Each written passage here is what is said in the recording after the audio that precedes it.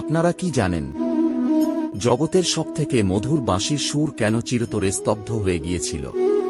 কেন শ্রীকৃষ্ণ নিজের হাতে ভেঙে ফেলেছিলেন তার এই প্রিয় বাঁশিটি? রাধারানী যখন এই পৃথিবী ছেড়ে চলে যাচ্ছিলেন, তিনি কৃষ্ণের কাছে শেষ একটি অনুরোধ করেছিলেন। তিনি চেয়েছিলেন তাঁর অন্তিম সময়ে কৃষ্ণের বাঁশির সেই মায়াবী সুর শুনতে। শ্রীকৃষ্ণ টানা কয়েকদিন বিরতিহীনভাবে বাঁশি বাজালেন। কিন্তু যেদিন রাধা তাঁর দেহ ত্যাগ করলেন, কৃষ্ণ বুঝলেন এই সুর শোনার আসল মানুষটি আর নেই। গভীর শোকে আর বিচ্ছেদের বেদনায় কৃষ্ণ তাঁর সেই প্রিয় বাঁশিটি দুটুকরো করে ভেঙে যমুনার জলে ভাসিয়ে দিলেন।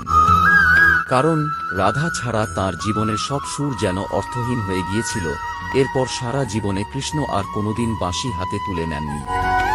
এই ছিল এক পবিত্র প্রেমের বিয়োগান্তক কাহিনী। ভিডিওটি ভালো লাগলে আমাদের সাথে যুক্ত থাকুন।